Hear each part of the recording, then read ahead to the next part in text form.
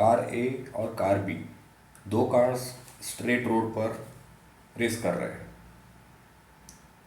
Pause करके question को ठीक से पढ़िए, फिर सुनिए।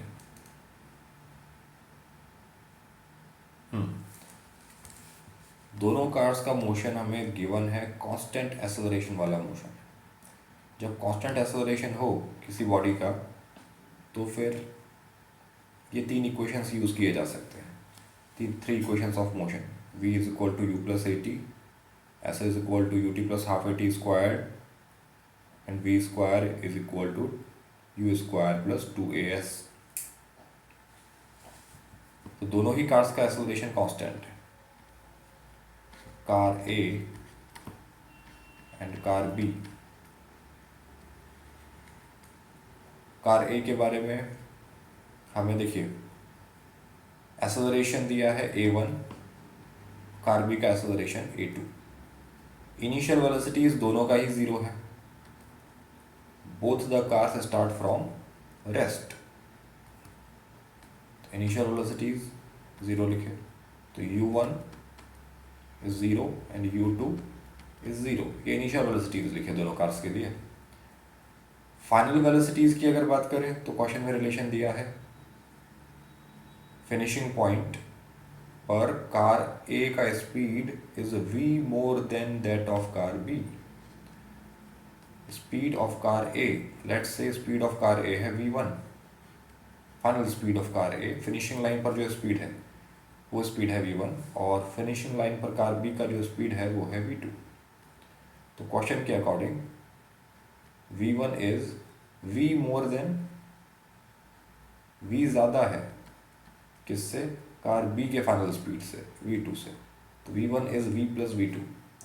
v टाइम्स ज़्यादा नहीं बोला है, v टाइम्स ज़्यादा का मतलब तो ऐसा होता है v टाइम्स, ठीक है, v2। सिर्फ इतना बोला है v ज़्यादा है या v से ज़्यादा है, तो इसका मतलब होगा v1 equal to v plus v2। कभी भी ऐसा लिखा हुआ है is v more than that of, तो इसका मतलब v प्लस आएगा, है ना। मोर बाय भी लिखा होता तो भी हम प्लस ही लिखते, टाइम्स लिखा होता तो इनटू आता। तो ये फाइनल स्पीड्स हो गए। टाइम के बारे में क्या इन्फॉर्मेशन है, इनिशियल पॉइंट से फाइनल पॉइंट तक पहुंचने के लिए लेट्स से कार ए को वक्त लगा t1, कार बी को वक्त लगा t2।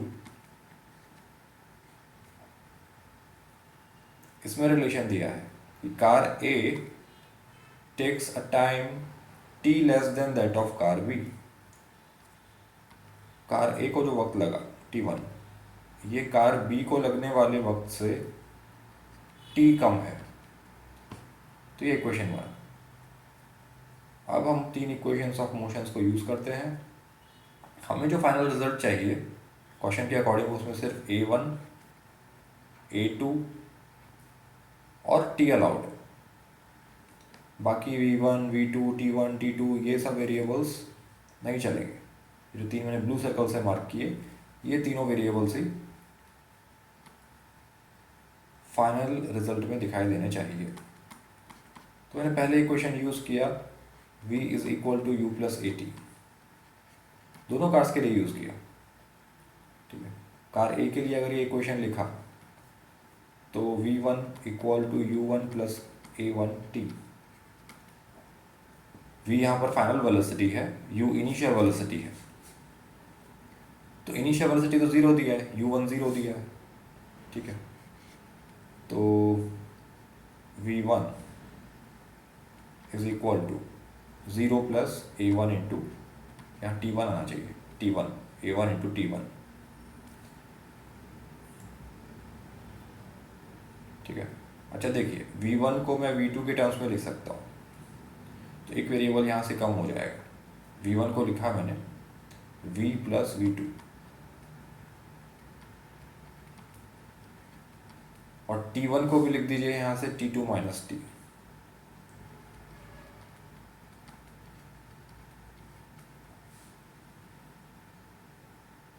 ठीक है, क्योंकि यही इक्वेशन अगर आपने कार बी के लिए अप्लाई किया, इसे कहा हमने मान लीजिए इक्वेशन 1, यही आप अप्लाई कीजिए फॉर कार बी, तो ये आएगा v is equal to u plus a into t. तो v2 equal to u2 plus a2 t2। तो v2 is equal to u2 plus a2 t2। ठीक है। a1 a2 से हमें कोई तकलीफ नहीं है, ये हमें फाइनल आंसर में चाहिए। अब अगर हमने दोनों इक्वेशंस को, अच्छा यहाँ u2 ज़ीरो है तो पहले इसे सिंपली लिख लीजिए, v2 equal to a2 t2 आया है, इसे कहा इक्वेशन 2। u2 का वैल्यू ज़ीरो पुट किया तो ये रिजल्ट आया। अब 1 और 2 को सब्ट्रैक्ट कर दीजिए, ठीक है, उससे v2 एलिमिनेट हो जाएगा, दिखाई दे रहा है लेफ्ट हैंड साइड में दोनों में v2 है। तो 1 में से 2 को सब्ट्रैक्ट किया तो यहाँ लेफ्ट हैंड साइड में है v प्लस v2 और यहाँ है v2। तो v प्लस v2 में से v2 को सब्ट्रैक्ट किया तो बचेगा सिर्फ v इज इक्वल टू, ये क्या लिखा है, a1 into t two minus t. मैं ब्रैकेट ओपन करके लिख रहा हूँ, a1 into t two minus a1 into t. इसमें से ये सब्ट्रैक्ट किया a2 t2, तो इसमें से सब्ट्रैक्ट कर दिया a2 t2।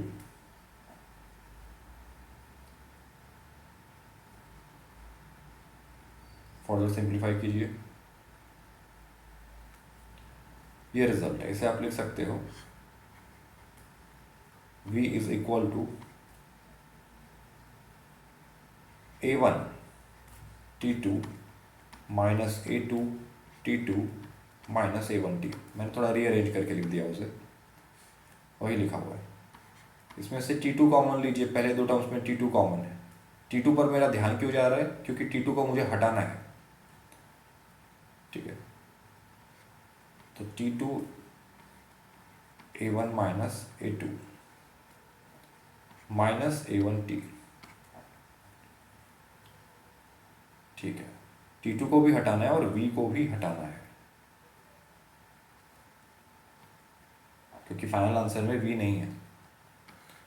हमें क्वेश्चन में बोला क्या गया है, find v in terms of, अच्छा हमें v ही फाइंड करना है ना, ओके ओके ओके, ठीक है। v को हटाना नहीं है, v फाइंड करना है, ठीक है।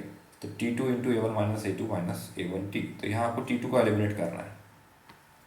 t2 को एलिमिनेट करने के लिए इक्वेशन लिखा आपने s equal to ut plus half at square. Car A और कार बी दोनों ने एक ही पॉइंट से रेस की शुरुआत की और दोनों के लिए फिनिशिंग लाइन एक ही है।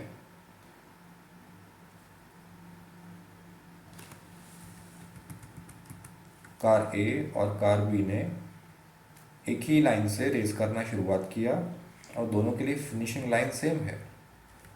तो अगर आप डिस्प्लेसमेंट की बात करोगे तो ए का डिस्प्लेसमेंट और बी का डिस्प्लेसमेंट कोई अलग अलग नहीं है, सेम है।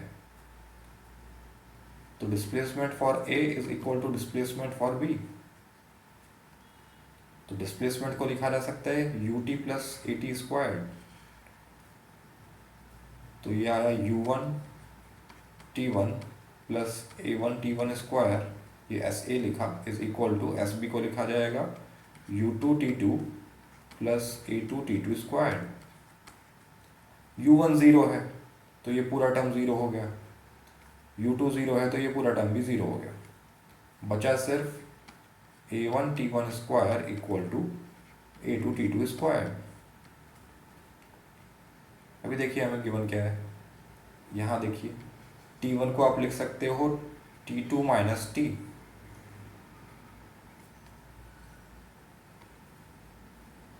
तो t1 को लिखा मैंने t2 माइनस टी,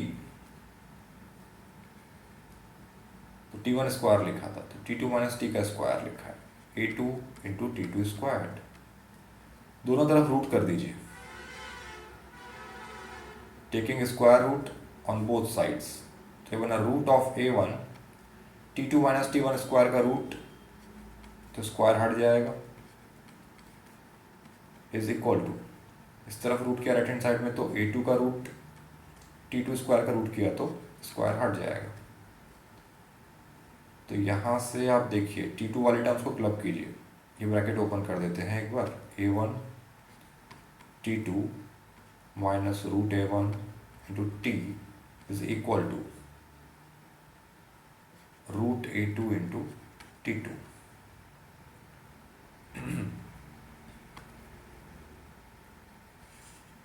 इसे नेक्स्ट पेज पर सिंप्लीफाई कीजिए।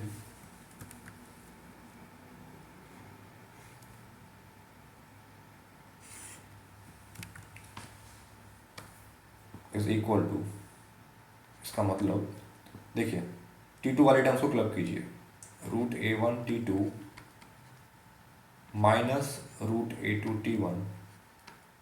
T2 और इस तरफ लिखा है रूट A1 T से ट्रांसपोज कर दिया, लेफ्ट से राइट में ले आए तो ये बना रूट A1 T। देखिए उसी इक्वेशन को रीअरेंज किया, इसे उठाकर लेफ्ट में ले गए और इसे उठाकर राइट में ले आए, बस ज़्यादा कुछ नहीं, छोटे बच्चों वाला मैनिपुलेशन। तो यहाँ से T2 कॉमन आया तो बचा root A1 minus root A2 is equal to root A1 into t. तो T2 आ रहा है root A1 T divided by root of A1 minus root of A2। ये रिलेशन हमने यूज़ किया, T2 का वैल्यू यूज़ किया। कहाँ यूज़ किया इसे? T2 का वैल्यू हम पुट कर रहे हैं जो हमने पहले रिलेशन ड्राइव किया था।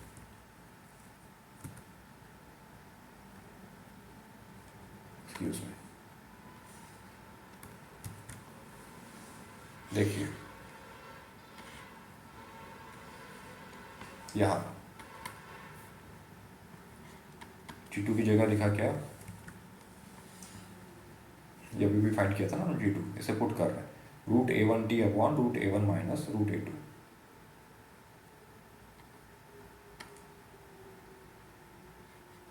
Root A1 T upon root A1 minus root A2 और यहाँ से आपने मल्टीप्लाइड है A1 minus A2 minus A1 T, इस तरह से लिखा हुआ है।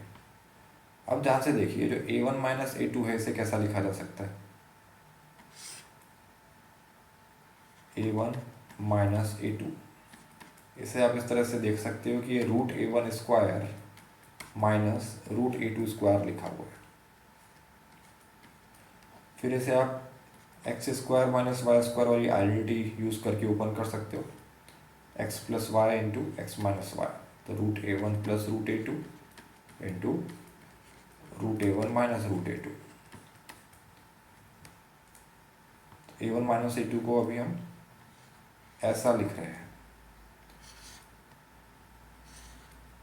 तो ये बना v is equal to root of A1 T,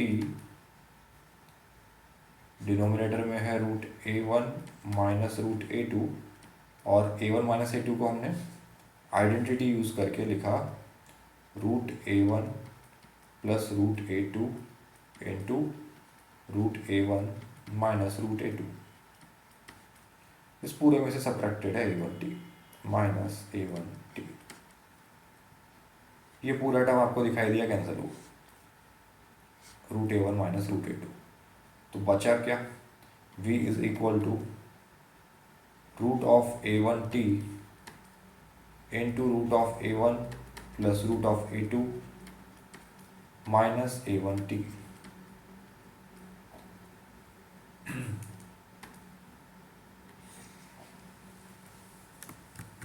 इसे आगे सॉल्व कीजिए, तो ये आ रहा है